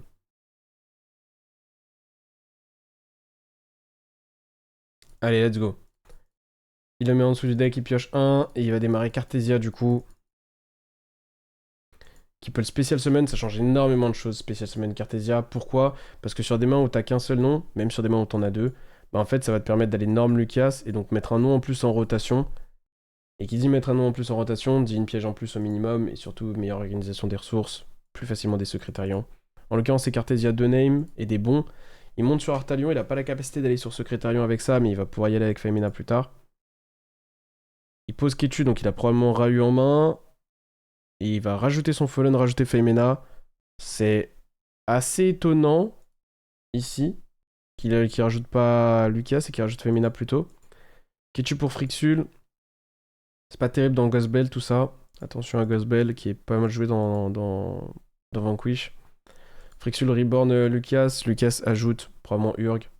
Et derrière, on va voir Femina pour Secrétarion. En vrai, je suis même pas sûr qu'il va partir sur Secrétarion parce qu'il connaît le match-up et qu'il a pas réussi à mettre un Mululu en rotation.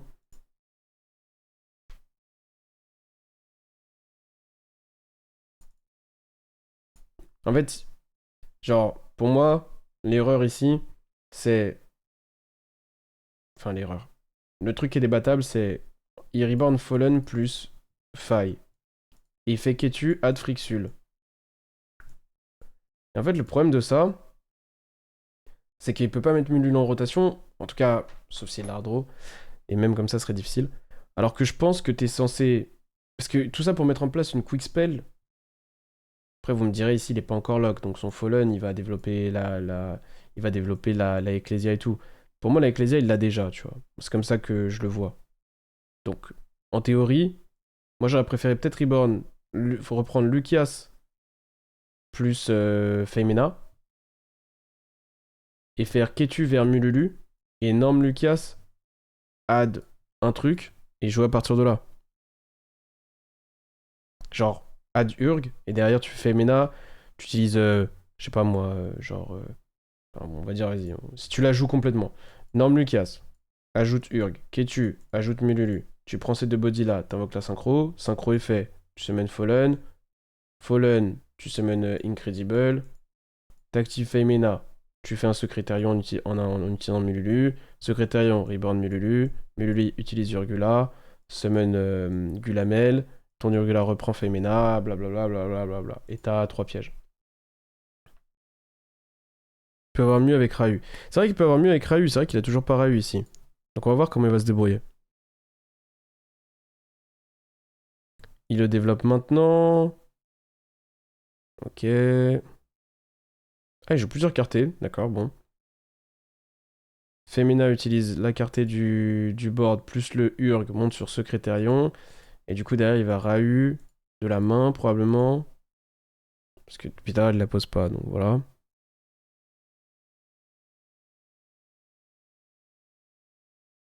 Ok, utilise Frixul, utilise Mu. Monte sur un autre Arta, du coup, vu qu'il est lock en 8 maintenant. Tu vois, par exemple, ici, genre, tout ça, en gros, c'est pour avoir une quick spell. Sauf que du coup, t'as pas Gula. Est-ce que ça vaut le coup? T'as une moins bonne rotation des monstres. T'aurais pu probablement avoir Pan dans l'histoire. Moi, je préfère quand même, je pense, ne pas récupérer ce Fallen, qui certes te donne la quick. Mais en fait, genre, la quick, faut se rendre compte que là, vu qu'il avait Reward Draw, il aurait pu obtenir Mululu via Rahu. Et du coup, c'est-à-dire qu'il aurait pu ajouter Pan avec Ketu. Vous voyez ce que je veux dire? Et il aurait eu genre Pan, Mululu on board, Gulamel au lieu d'Artalion, juste il aurait pas eu cette quick spell. Je pense que ça a quand même plus de valeur. Hein. Et du coup, tu vois, il passe turn comme ça, au final, il a même pas reborn son Mululu. Je sais pas pourquoi.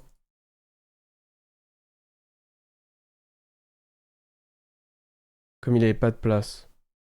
Bah, en fait, sinon, ça Ecclesia revient pas, mais là, c'est parce que c'est mal organisé, quoi. Mais bon, je sais pas. Honnêtement, c'est pas très bien négocié, très honnêtement. C'est pas très bien négocié. Maintenant, c'est pas la fin du monde. Je pense que c'est. Genre, il a voulu value tout, tout, tout, et c'est emmêler les pinceaux. Typiquement, ce qui est difficile avec Dracotel, quoi. Et du coup, il a 3 pièges plus une quick, ouais, mais c'est pas ce qui est incroyable contre Vanquish. Ce qui est incroyable contre Vanquish, c'est ton organisation ici. Et ici, c'est pas terrible. Il a carté, certes, ça fait pas grand chose, même si peut-être qu'il joue le Fallen of Albaz et du coup, c'est meilleur. Dans la main, il a Femina, plus bah, des cartes, quoi. C'est pas dingue, hein.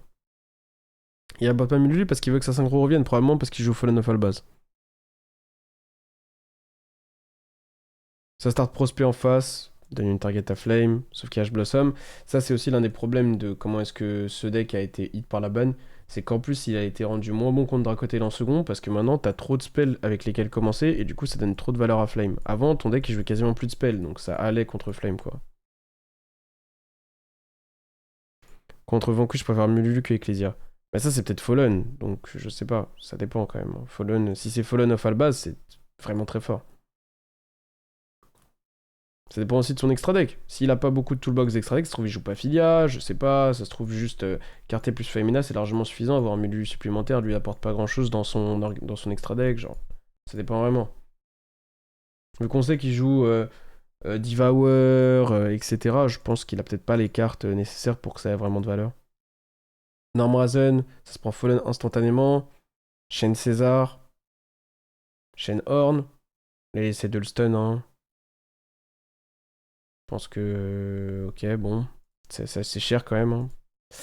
C'est très cher. Derrière terrain, là tu vois le Gulamel, tout ça, ça aurait servi. Déclare Olisu qui a été ajouté par le Razen. Olisu montre Burger, Razen. Spedia Long. Et là, du coup, tu rentres dans un grind où la vérité t'es pas si bien que ça. À partir du moment où il réussit à développer ses vanquish comme ça devient chaud. Il fait start, ajoute Jiaolong, il peut faire Jiaolong add à partir de maintenant, il rentre en battle phase. Tape la Cartesia. Jiaolong pour ajouter. Ok, ajoute Mad Love. Effet Jiaolong de suspect. Continue à mettre de la pression. Main 2.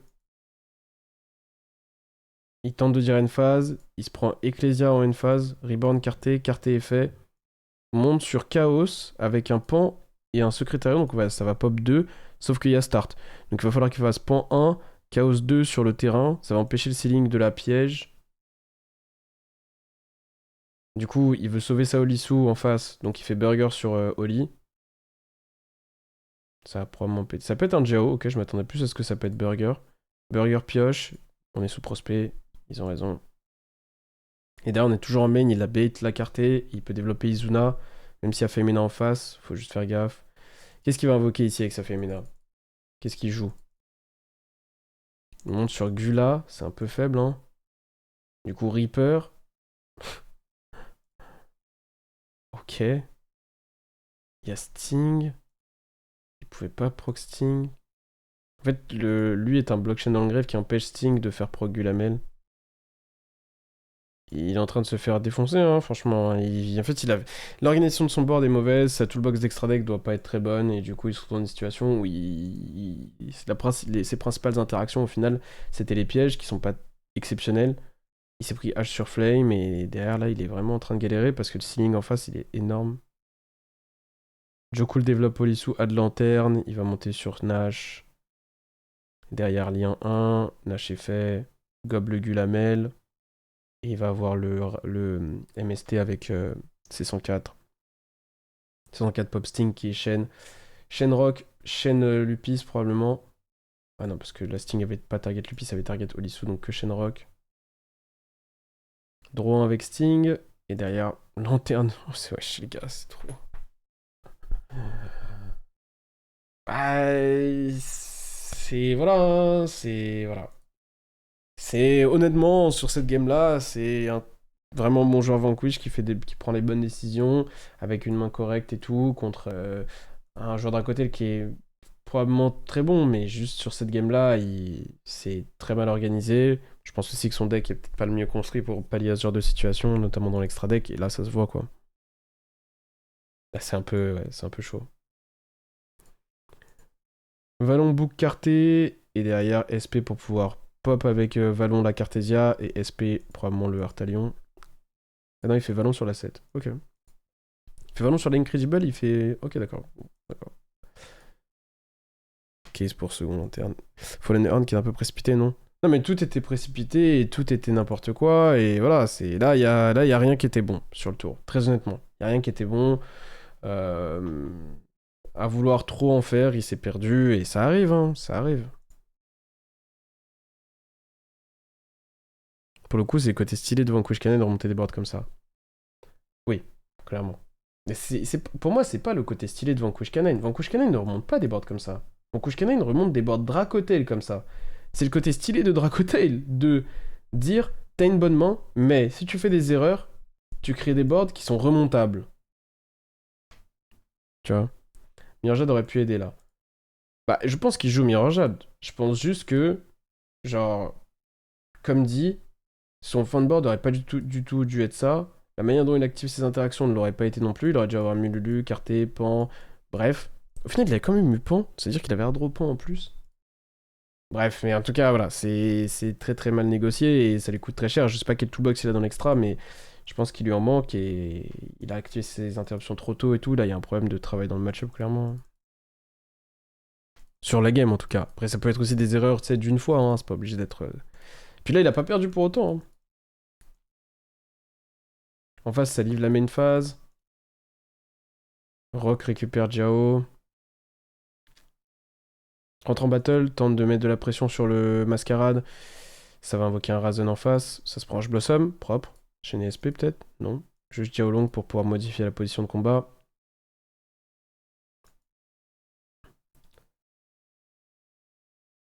Je sais pas pourquoi est-ce qu'il lui dit que Reaper est à 3002, mais peu importe. En tout cas, il fallen la Reaper. Sa chaîne SP sur la Reaper et la Ecclesia, on est en main phase donc il pourra pas se chaîne. Enfin, on est en battle phase donc il pourra pas se chaîne. Change la position de la battle. Au final, il a pas réussi à contester le C104. Ça va être très grave. Main 2, carté, chaîne. Ouais, il s'est fait humilier, les gars. Aïe. Ça fait mal, hein, ce qu'on a vu là. Hein. You got me good. Ah, c'est honnête. C'est honnête, you got me good. Parce qu'il y a Rock. Ah oui, my bad. Effectivement, il pouvait taper que Reaper. Je suis tombé sur Rally, le winner case de l'Open, on a beaucoup parlé. Il me disait que pendant ses tournois, au début, on lui proposait des heures bizarres pour faire ses games et que ça reflète pas son niveau. Bah là, je pense que contre Trif, probablement. Après, là, c'est deux Européens. Donc, je sais pas exactement quand est-ce que les games ont été joués, genre à quelle heure. Mais ils ont dû convenir d'horaires qui leur allaient. Genre ça, les deux games sont terminés, il était minuit. Bon, ça va.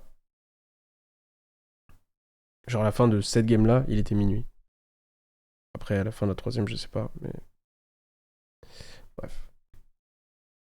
Allez, let's go. Après, genre, il y a tout le temps des aléas, tu vois, qui font que t'es rarement en condition de performer à 100%. Hein. Faut le prendre en compte. Hein. Ça start Rahu, tranquillement. Rahu envoie Urgu plus Faille. Invoque Gulamel, et derrière ça a posé 2. Alors, c'est marrant qu'il démarre en invoquant Gulamel comme ça sous-entend que il veut plus de valeur sur son Artalion. Peut-être Artalion récupère point et tout. Et donc probablement qu'il a une main très lourde en Dracotail. Ketchu probablement pour Lucas. Lucas probablement ajoute Femina, mais c'est débattable en vrai. Pas obligé d'ajouter Femina ici, puisque en théorie tu vas la reprendre avec Artalion. Donc peut-être ajoute Pan. Ok, c'est une norme cartée. Déclare Femina. Ok, pour monter sur Secrétarion. Là, il monte sur Arta.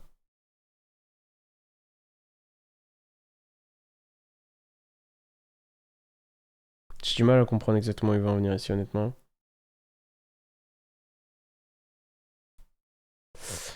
En fait, je pense qu'il a voulu summon carté avant pour prévenir d'un Veileur ou un Perm là-dessus et faire Femina, summon ça, et bref, vous avez compris, en vrai, c'est pas mal. Il chope 2 pièges. Mais c'est pas énorme, en fait... Le problème ici, c'est qu'il a... ouais, en fait, il a un nom en moins à trigger. Ce qu'il a Start Rahu de la main, il a posé Ketchu Flame, et derrière il a trigger que Lucas, donc il a qu'une seule piège en plus. Après, vous me direz, les pièges c'est pas le plus important dans le match-up, mais tout de même. Ici, ce qu'il aurait pu faire mieux. J'ai l'impression que si au final t'as Cartesia comme ça, peut-être que c'est pas Urgula que tu mets en rotation, mais plus Mululu. Il monte sur Secrétarion, il se prend Izuna à ce moment-là. Ça, c'est pas extrêmement bien négocié non plus, ça aurait pu l'être un peu mieux. En fait, genre ici, ça, il aurait pu jouer autour, entre guillemets, légèrement mieux, en faisant un play Secrétarion plus tôt vers Mululu et avoir un pan en main qui a pas encore fait son effet. Ça, c'est possible de jouer autour avec le deck, très souvent. C'est juste qu'il faut faire très gaffe. Et là, il a pas fait très gaffe. Du coup, bah, il se la prend en pleine gueule. Genre faire ton Secrétarion à la fin, quand t'as plus Ketu pour fusionner derrière et tout, c'est trop grave. Lui, il aurait dû arriver avant l'activation de Ketu. Vous voyez ce que je veux dire? Et Ketu aurait mis de la pression là-dessus, en fait. Genre, Ketu ajoute pan, réinvoque un Secrétarion, reborn un Mululu, des trucs comme ça. Et au final, la Reaper, elle fait très très très mal. Je sais pas pourquoi est-ce qu'elle est semaine en def. Il l'a Olisu?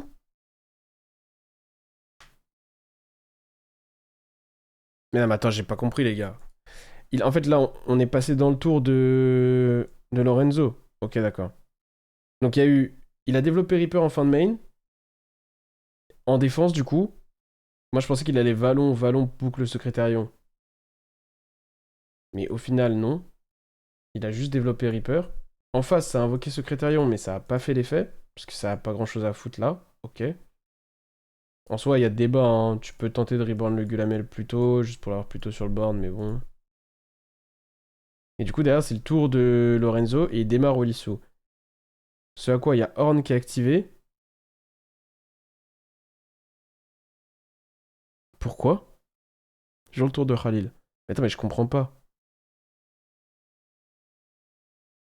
Les gars, je suis perdu là. Expliquez-moi. Pourquoi il. Ah, ok, c'est juste qu'il lui montre Horn.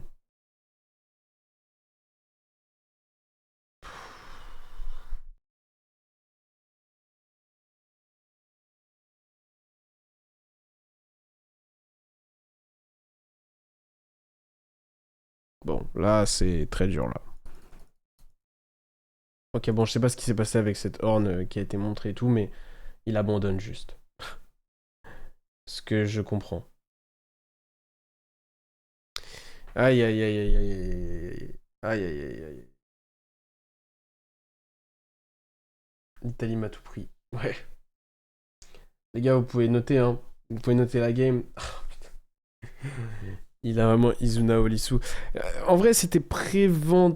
Tu pouvais le prévenir un minimum, mais pas la Olisu. La Olisu, elle est vraiment hardcore. Genre, si t'as pas une non-engine qui trade dedans, c'est extrêmement difficile. Mais par contre, la Reaper, il pouvait la prévenir. Ah, les bâtards, ça met des. C'est.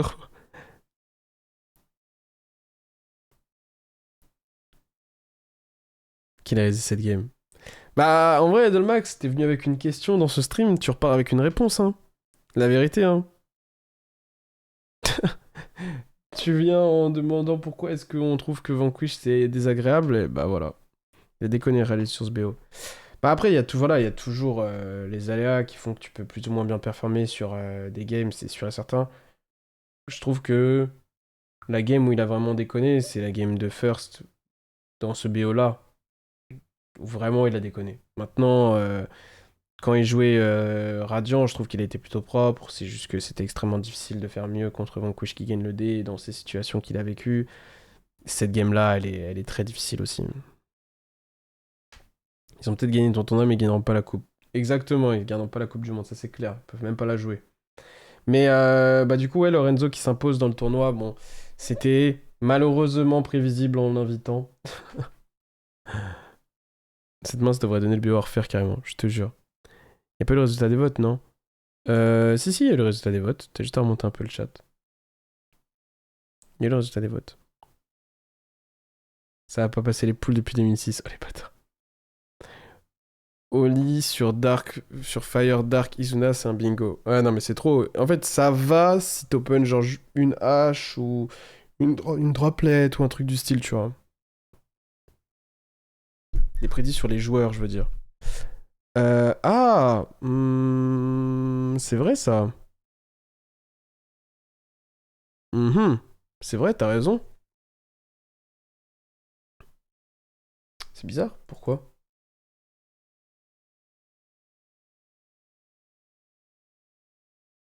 Peut-être cliquer trop vite sur fin du match. Peut-être. Peut-être. Qu'est-ce qu'il faut que je fasse alors? Je peux le forcer, non? Je peux forcer la fin des votes, non? Peut-être. Attendez les gars, je regarde. Une seconde. Hmm.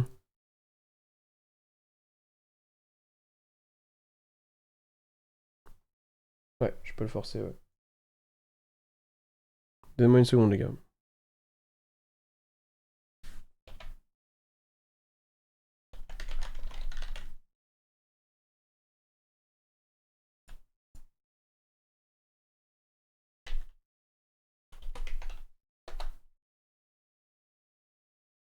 Ah! Il y a peut-être eu le résultat des votes, mais juste il a pas envoyé le message sur le chat parce qu'il me dit qu'il n'y a pas de. 2 secondes. Hop, hop. C'est les aléas, les gars, hein, c'est les aléas.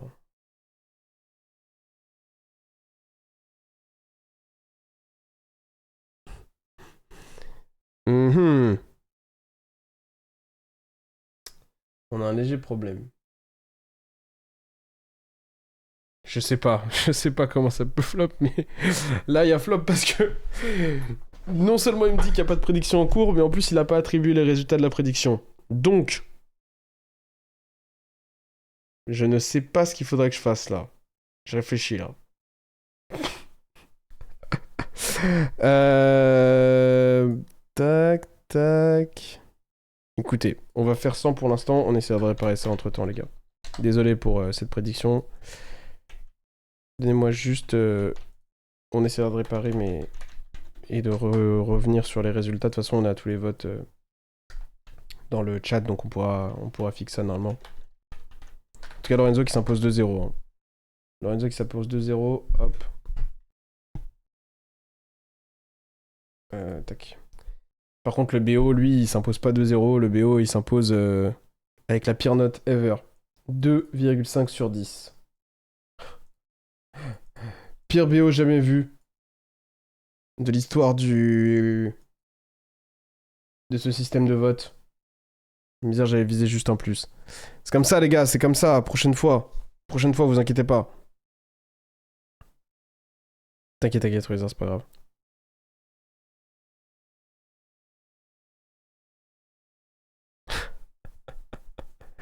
Comme par hasard, quand Wizard doit perdre des points, sus tout ça. Exactement, les gars. C'est toujours ce mec. Belle finale en tout cas. Bah, j'avoue que la finale là, elle est catastrophique avec un 4,5 et un 2,5. Un 4,25, pardon, et un 2,5. C'est sûr que c'était pas terrible. Maintenant, bah, c'est les Game Vanquish. Hein. Quand on regarde les Game Vanquish au global, ça ressemble à ça. Hein. C'est malheureusement. Ouais, on le fixera et ce sera mieux pour la prochaine fois, les gars. Radley qui a à la fois la pire note et la meilleure. C'est vrai. C'est vrai qu'il a la pire note et la meilleure. Il était pire que le premier alors qu'il était un poil plus intuitif que le premier. Je sais pas ce que t'entends par intuitif, mais. Je pense qu'il était pire que le premier parce qu'il y a eu la game Olisu, Fire Dark, plus Izuna. Je pense que c'est ça qui a saoulé les gens. Il a perdu combien de matchs Lorenzo en tout? En vrai, je peux regarder.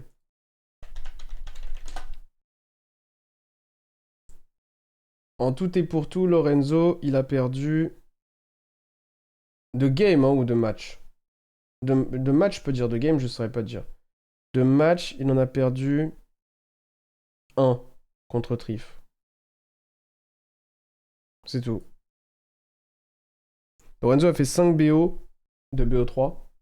Il a gagné 2-0, 2-0, 2-0, 2-1, 2-0. Et en jouant que Vanquish.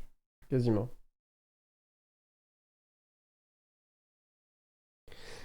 C'est comme ça, les gars. Hein. Il a probablement eu de la réussite aussi, mais très très chaud. Hein.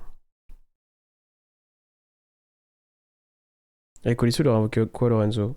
Razen ad César, Razen pop Secrétarion, César summon, pop une backrow et c'est win.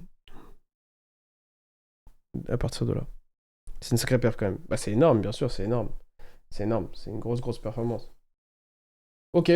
Bah, en vrai, c'est ça qui conclut notre game, enfin notre tournoi en ligne pour cette édition-là. La prochaine sera l'édition du CDF, donc ça va être vraiment sympa. Pour le prochain tournoi, gagner 2 dés consécutifs et Vanquish Melee, ça devrait pas être possible. T'abuses. T'abuses. Mais là, il a pas gagné 2 dés consécutifs, pour le coup. Donc bon. Cartana, j'espère que prochaine édition du tournoi, tu seras meilleur. Hein. Parce que là, c'est pas sérieux. Hein. 2 fois que tu me fais des perfs bof. Ça me va pas là. C'est pas ce pourquoi on avait signé. En tant que représentant du chat dans ce tournoi, tu te dois de faire mieux. Tu te dois de faire mieux. On veut te voir dans un top 4 au moins. On a le droit de te voir dans un top 4? Ou c'est un rêve qui ne se résoudra pas? C'est quand même une dinguerie. Est-ce que vous avez d'autres sujets dont vous voulez qu'on parle?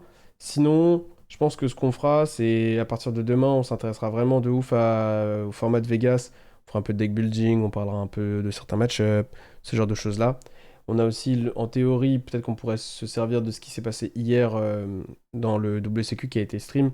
Regarder quelques games que pour le coup, j'essaierai de prévisualiser vite fait. Genre juste regarder un peu quel match-up peut être intéressant pour pouvoir vous les proposer. Donc ça, c'est à partir de demain. Sachant qu'on stream demain, on stream après-demain, mais après, par contre, on s'arrête. Parce que jeudi, je suis pas là. Je reviens mardi, donc je pourrais stream mardi si je suis pas extrêmement fatigué en rentrant, parce que pour le coup, je rentre d'un long voyage. Le Super Invoked très variable, ça va être hilarant. On fera ça après le CDF, je pense, le Super Invoked. Ou alors, à un moment, on en aura marre du format CDF vite fait, et voilà.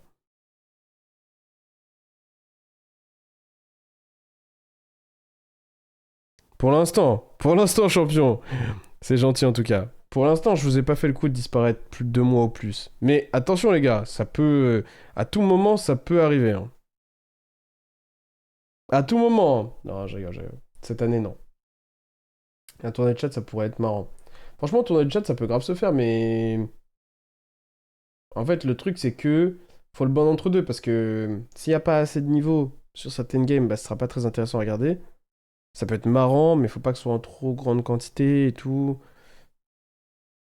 On pourrait organiser ça. Franchement, je suis chaud qu'on organise ça pour un peu avant le CDF. Vous voyez ce que je veux dire?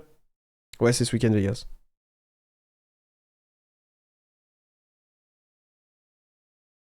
Franchement, tournoi de chat, on peut le faire, les gars. Pour le CDF, on va plus le voir 3 semaines avant. Vous pensez? Non, non, non.